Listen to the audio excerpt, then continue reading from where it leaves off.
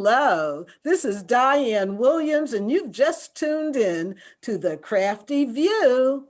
I'm your host for the show today, and I have a guest that is going to share about making designs with glass. And this is Andy Young from the Pearl River Glass Company. Andy, Hi. welcome to the show. Well, thank you so much for having me. I appreciate it.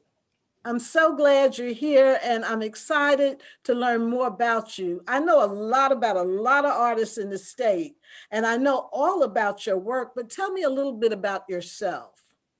Well, I'm from Jackson originally and was born in the old Baptist Hospital over there on North State Street. And my studio was not more than a mile from there. So I really haven't gone very far in my life. I've pretty well been born and stayed in pretty much the same area for the last 45 years. The studio has been in Midtown Jackson, and we continue to do work all over the United States. You know, we have commissions in Boston and Buffalo, New York, and we haven't really done anything on the West Coast. I'd like to try that, but just haven't had the opportunities. We have a studio in Midtown. It's 5 buildings. We have 12 employees right now. We're always looking for new work and doing commission work primarily for residential churches primarily too. That's one of our big audiences, and then do some architectural art glass as well. So it just kind of depends on what you want to see. So your background's in architecture? Well, that's a good question. I have a degree in landscape architecture from LSU, graduated there in 1975, and then had taken stained glass classes when I was in school and wanted to become a stained glass artist. So I opened up a stained glass studio within a month of graduating from college, and I've been doing this full time ever since. I need a break, actually. You know, it's almost 50 years. It will be 50 years in about less than 5 years. It'll be, I bet, would have been doing this in Jackson for 50 years. That's amazing. And so evidently you never get tired of doing it. And evidently your ideas have expanded. And I want to talk to you about that. How has your journey, what was your journey like from the beginning until now? Well, it's been a gradual process. When we first started the company, we had the idea that we wanted to be artists first, and then we chose glass as our medium because it was cool and different, and then so over the years I've learned to love it and to thrive by being a glass artist. And so the material has taught me a lot. And I've also belonged to professional organizations, and I've done independent study, done a little bit of traveling, and mostly it's what glass has taught me. And I have a creative sort of attitude about most things. And so we're problem solving and creating new ideas that grow out of what we work with. So it's been a process over the years. There's always something new to learn, some new way to do what we do. I never start a commission that I don't think of what the innovation is going to be this time. So innovation is always a part of what we do. This project that you and I were just looking at for Chapel of the Cross that's on my screen now, this is a good example of that, because, you know, the focal point is a large piece of kiln form glass that is a very sophisticated technical process of taking glass and melting it into a mold that we cut by hand. And then the perimeter pattern around that is done with a water jet machine, and there's a steel frame that we had fabricated, and we installed the steel frame, And then the aluminum grill that you see there, that's in the motif of a sort of a tree branches, an oak tree branch, that was part of the Johnstone family graveyard in Chapel of the Cross. They have a graveyard there, cemetery, and this is one of the artworks. It was a iron cast pattern of these oak leaves, and I borrowed that pattern to incorporate into their window, so that there was a relationship between the design of the art glass and then the surrounding narrative story about Chapel of the Cross and the family and all of that. So a lot of what I do, like you, Diane, you're a writer, so you're very interested in the narrative story of things. And so whenever I'm working, I'm always trying to find a way to tell a story. And so we tell the story with glass, and that we back it up with ideas that serve the purpose of the design. Mm-hmm. What does the timeline look like on the planning of something like this? That project was probably, the first conversation was 3 years ago. And then we installed this about 6 months ago. So it varies. This was a new construction, so it had to go through a construction process and all that. So the larger the contract, the more time frame that you need to get large commissions and things done, because you've got a lot of moving parts you've got to solve. We're working on a project right now for historic Claiborne Temple, which is a civil rights site in Memphis, Tennessee, that was the location that the sanitation workers organized their strike in 1968. And that's what brought Martin Luther King to the Memphis area, where he was assassinated just a mile from the Claiborne Temple. So on that project, it's been ongoing for over 2 years, and we're into the final phases of it now. Mm-hmm. That project involves doing restoration of existing stained glass windows that were there when the sanitation worker strike was going on. So it's all wrapped up into this narrative story about what's happening and mm-hmm. with this building and why it was there and how it fits into this civil rights era moment. Is a yes. critical yes. Time frame there. So you're doing some meaningful work that will stand the test of time and really preserve some of that history and story. Can we see some more of the images here on this particular project so we can get an idea of scale? Yeah. This is, let me go backwards a little bit. I think we have to go backwards. Sorry about that. It's beautiful, and the way the light comes through. Mm-hmm. So that kind of gives you an idea how big it is. It's a big old thing. It's 10 feet in diameter, and it's probably close to 50 feet off the ground.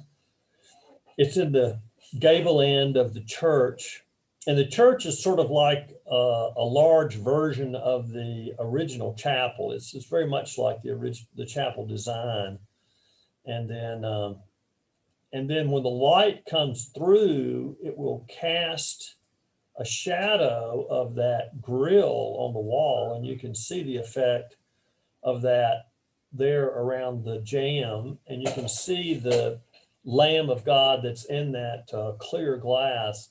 And they didn't want any color because that's the glass that they've had there has always been open to let views into the landscape. So they just never.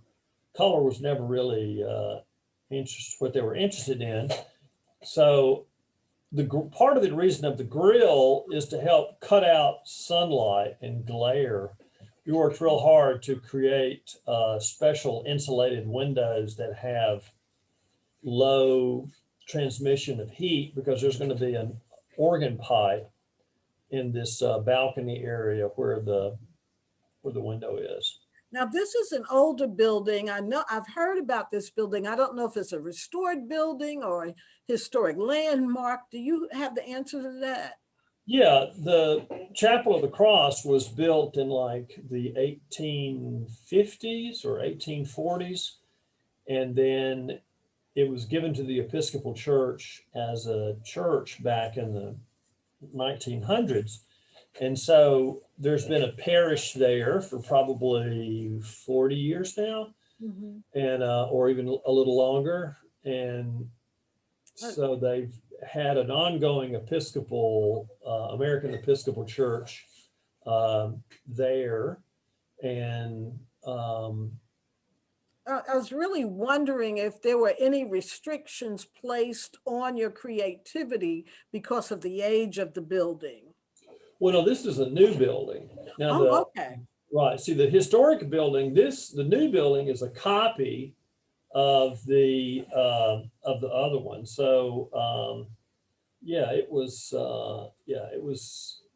Okay. done in the same materials and the same stone and all of that. So, it was done to kind of mimic the other look. And this, what you're looking at here, this lamb, that's the focal point. The lamb was a wood carving on the tabernacle that they have in the church now, that's in the altar. And so I borrowed that lamb and recreated it in this so that it would be more of that narrative story about that particular church and, its history and that sort of thing. So, Okay. yeah, I think it went pretty well. Looks wonderful. What else can you show us? I'm going to have to kind of shrink this up a little bit and go through some things. I'll show you, this is going to be really interesting here.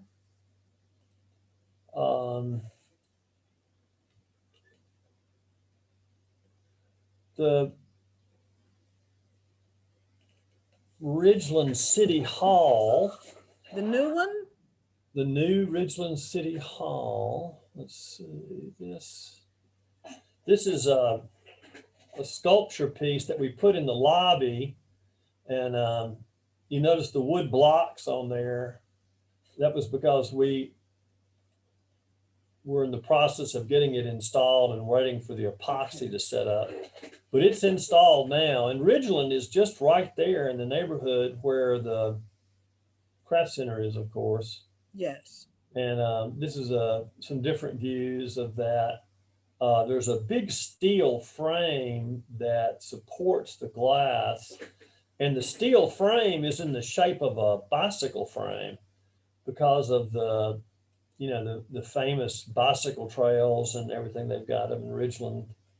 Sort of tell something about that. There's another part of this project. I'm sorry to scroll through here so fast. Okay. So do you often find yourself consulting with somebody that works with steel maybe, or different people? Yes. Okay. Yes. So we'll design steel, and then we have a fabricator that fabricates what we need. And then we have an engineer that sometimes helps us sort through some of the bigger engineering issues. So this is in the boardroom. This is, it's kiln form glass. It's glass, the clear glass that was slumped in the kiln. This is very similar to the Lamb of God, that Lamb of God technique that we saw. This is a very similar technique. And those silver, that's actual silver that are the leaves that are there. Yes. And this will kind of give you an idea Beautiful. of the scale of it. Yes.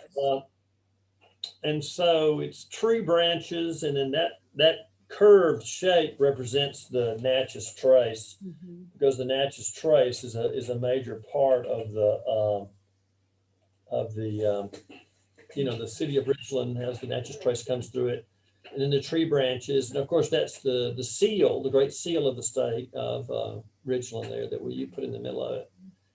And that's etched glass. And then behind the etched glass is a piece of mirror. So the mirror reflects the ambient light in the room and illuminates the artwork. It's a really interesting technique. Amazing. Mhm.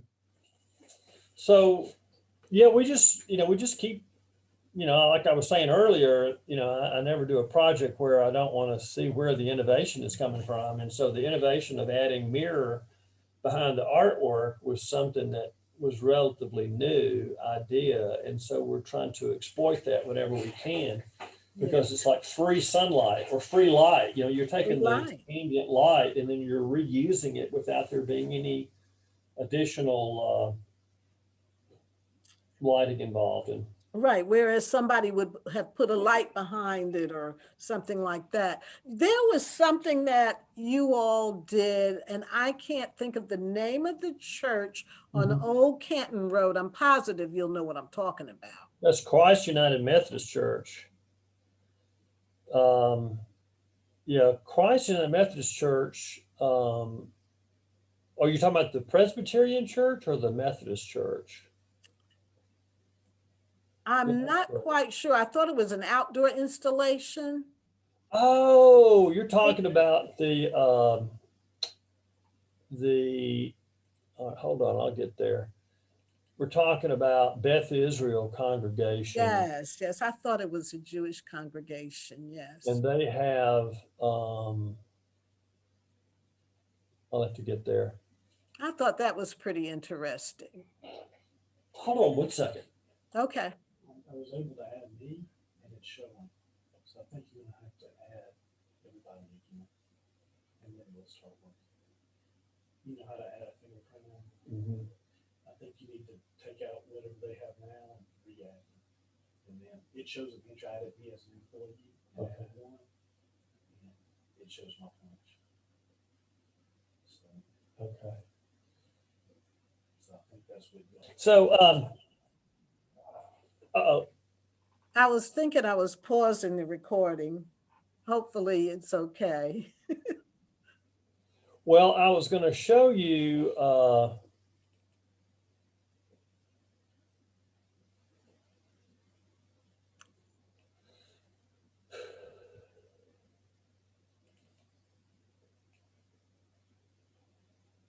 let's see.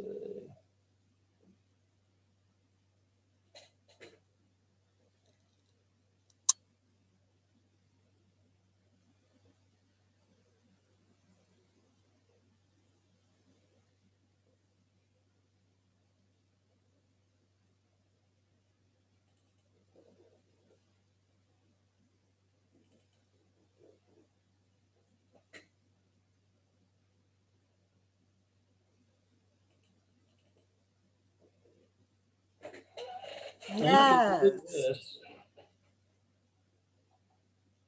That is so unique and such a reflective place. Mm-hmm. Yeah, and and this is right after the glass was installed. There's another element.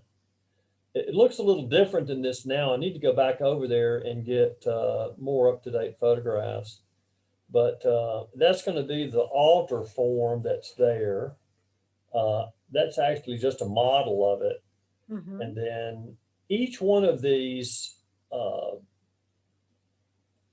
freestanding sculptures represents a part of the story of the Holocaust. So it was a very involved story about trying to recreate something, that told the story about the Holocaust. And so this is the railroad track spirals up from the. Oh, yes. That's the symbolic of the railroad track, because a lot of times the story involves how many people were Packed onto the train. packed into trains and then carried off to their death. And so this starts as you walk up the path to the area that has the altar, and you're walking on the railroad track, and then these represent the different stories of the Holocaust. This one, I believe, is actually a menorah design. It's kind of abstract. Um, so this is all just showing the different design of all the art glass. This one here is called Disappearing Village.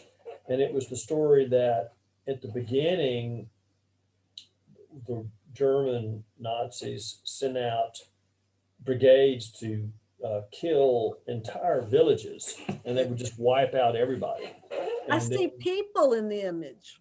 yes, yes, there are people in the image. That's the disappearing village, the disappearing people.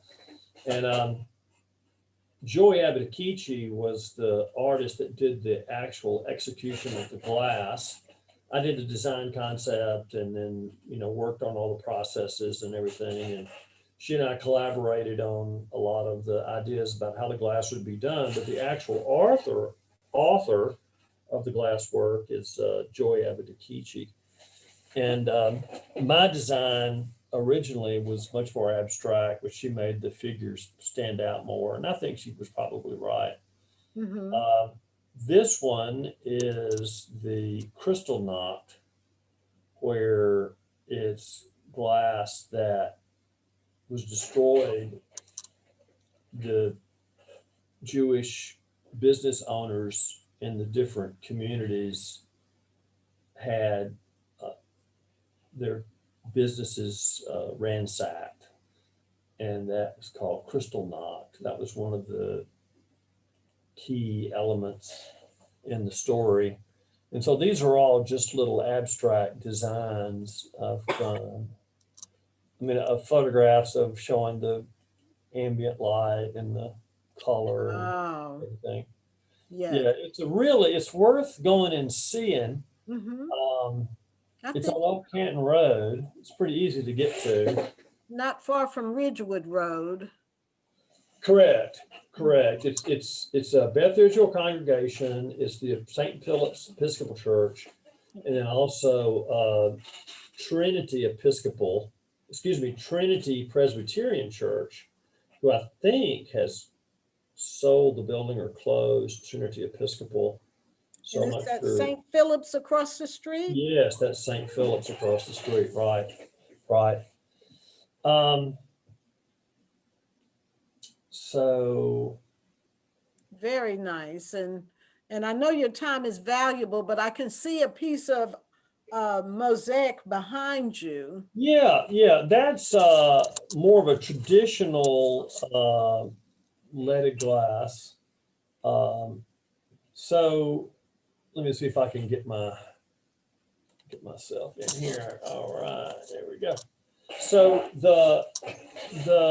this piece is based on the idea of a quilt, and then you can see the different patterns. Yes. And this is the sun, this is a ladder, this is the earth, this is water. So I tried to get the different elements. I think these are clouds. I tried to imagine, what simple abstract patterns would be. And then I did the glass painting and leaded it together. So I call it quilt. So, we're still doing a lot of the traditional leaded stained glass windows as well. That's kind of part of our tradition too, is this the stained glass church windows and that sort of thing. So that's our primary business there. Yeah. And we do a lot of fused glass too. I'm going to hold this over here to the light if I can get it in there. So fused glass is sort of another innovative technique where you're taking different colors and then you melt them together. And that's the same technique that we used at Beth Israel, how we got those large glass pieces that was all melted together. So we're constantly trying to upgrade Yes. our procedures and, the methodologies that we use and all of that. Would you show me one more design? And I'd like to see something in your mosaic, something you've done maybe at a church or as a mural for a large wall. I've seen a number of things because there's something Mhm. about your designs with the variety of colors, but still with a color scheme and how all that comes together intricately and intimately. Yeah, no, I appreciate that. Let me see if I can find something here. Um,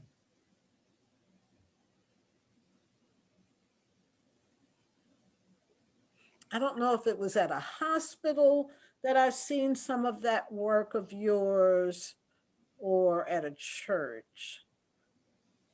we can, let's go.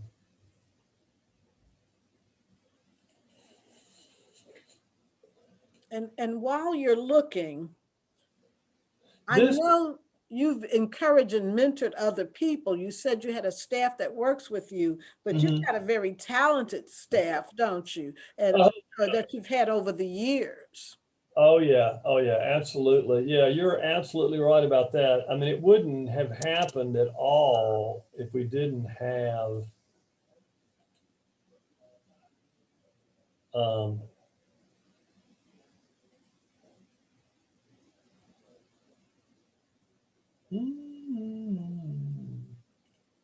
okay. I want to get that one to rotate. There it is. Okay, now, oh, where'd you go? All right, let's go back. Here it is. I can start these up.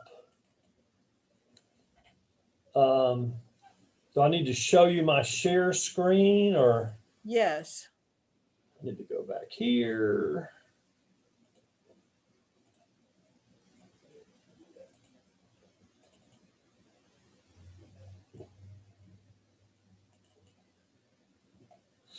Okay, so this is Christ United Methodist Church. It's actually just right down the street from Beth Israel congregation. So this is a big rose window that we did, and the stone work was done by the general contractor and the architect designed that. This window incorporates fused glass and leaded stained glass windows. Would you These click are on all, the image? yeah, we're gonna get there. Here we go. Okay. So this is the Eucharist. This is the the chalice with the broken bread at the top, and then we've got wheat symbols here, and we've got grapes in the background. But we're seeing all of your images, Yeah, we're not gonna. seeing the one that you're Mhm. talking about. Yeah, we're gonna get there. That's an overall view of the rose window that you saw from outside. Okay. This is me in my skinny days. This is the original cross bearer window that we did for Christ United Methodist Church many years ago. And it also had a chalice. And so, and here we go. Let's see, rotate. So this is showing the installation of the stained glass windows, and we built these big wooden frames and put artificial lighting behind it. Some of the initial design sketches. These are a little bit random, but this is the baskets of loaves and fishes, which was part of the theme. I'm These not were, sure which one you're talking about because I see all the images. yeah, yeah, yeah. It's not. I'm sorry, it's not any more organized than that. So this one is the where we're. This is the miracles and parables window. And this is the miracle of loaves and fishes, where the baskets open and the bread falls out along with all the fishes. Mhm. And I think I've got some overall shots of the windows. I'll try to see if I can. There we go. So this was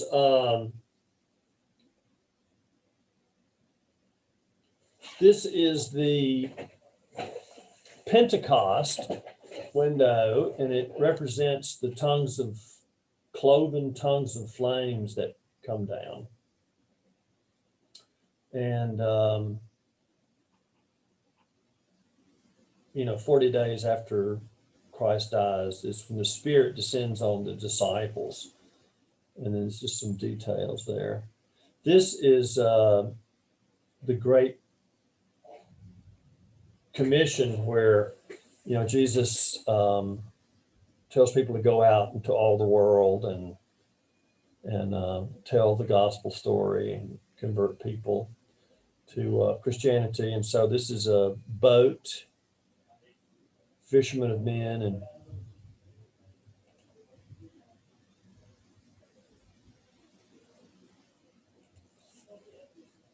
here's the Lamb of God again. This is the resurrection. Jesus resurrected. That's sort of a tombstone down there. And then this is that one we were looking at earlier. Here is the chalice, and there's the descending dove. So this is the Holy Sacraments window. So you've got the sacraments of baptism and communion. I can't tell if you're pointing at something or So not. this is the descending dove here, and then here is the chalice.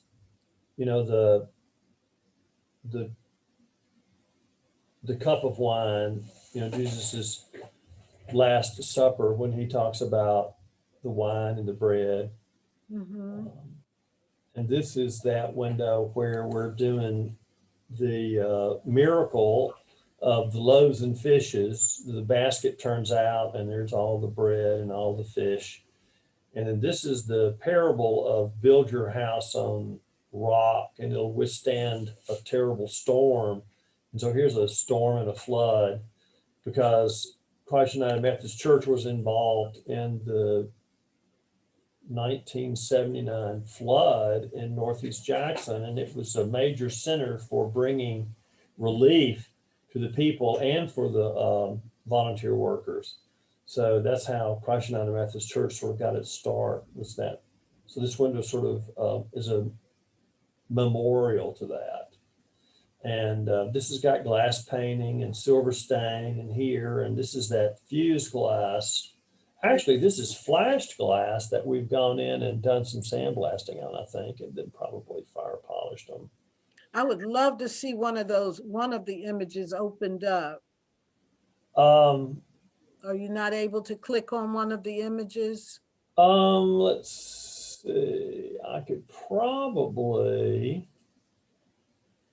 do this like that. Does that help?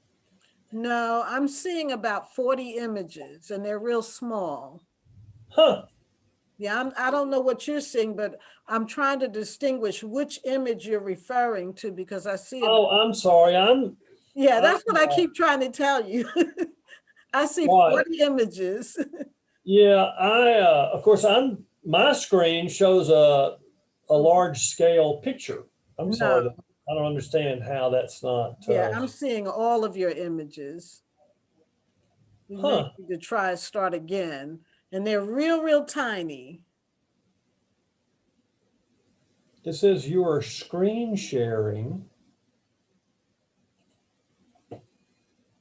You may need to stop sharing and then start again because it's showing us 40 images and they're so small. Mm-hmm.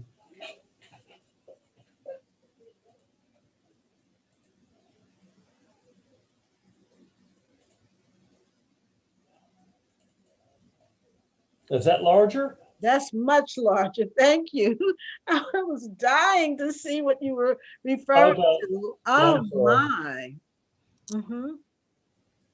I could see that now. And you want to just click through some of them? Yeah.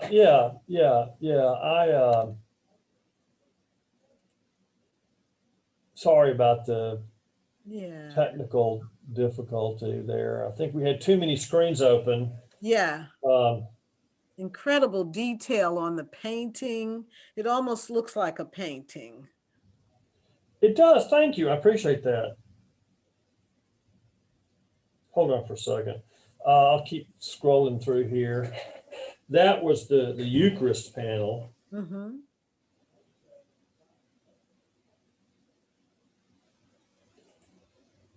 And that's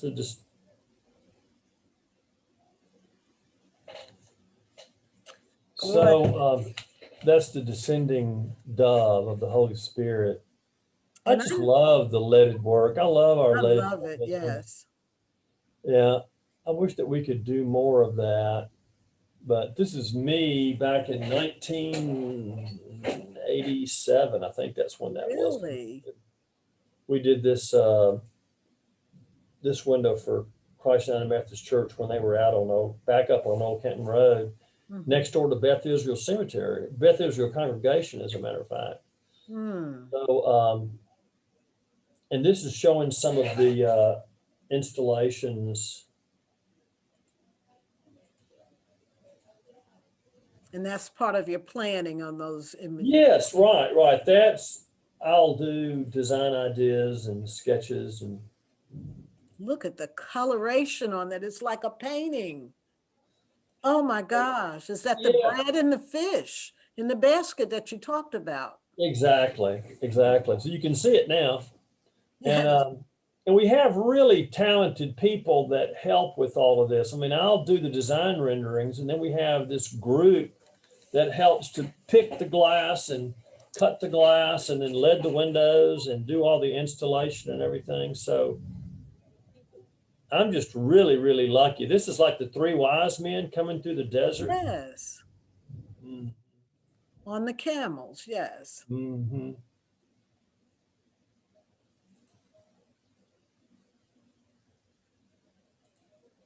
Well, I wish you 50 more years of doing this. Take a little bit of a break. Well, yeah, I'm not sure I'm going to be ready for 50 more years or not. But, and here are the overall designs for those. This was the Pentecost window. We talked about that for a second. Yes. And then this is the Great Commission, go out and make disciples in all the world. And so there's the world, and there's a boat because Christ was the fisherman of men. There's the Cairo symbol.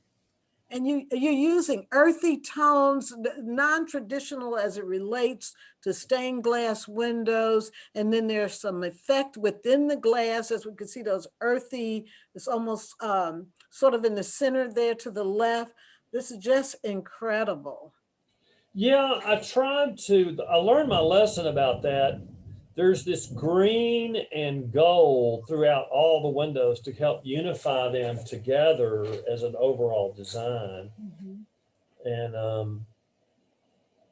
it's really pretty glass. It really is. And so this was the Eucharist window. This is the loaves and fishes, and then the parable of, build your house on a rock, Mm-hmm. and it lasts and all that. So yeah, we're gonna have to kind of wrap this up if you don't Okay, mind. that's all right. I just wanted to see some of that stained glass with all the color. Thank you so much, Andy. If someone wanted to get in touch with you, how would they go about doing that? Well, they can look at our website. It's pearlriverglass.com, or they can call Pearl River Glass Studio. We'll be on the phone book. We're on Facebook and all that kind of stuff too. So Okay. pearlriverglass.com would be the first thing to do, would be to go to the website, I think. All right, then. Thank you so much. Oh, you're welcome. You're welcome. I wish that I had been a little better organized. It's Monday after all. So Right. No, this was really good. I appreciate it and hope you have a great day. well, thank you. I appreciate that too.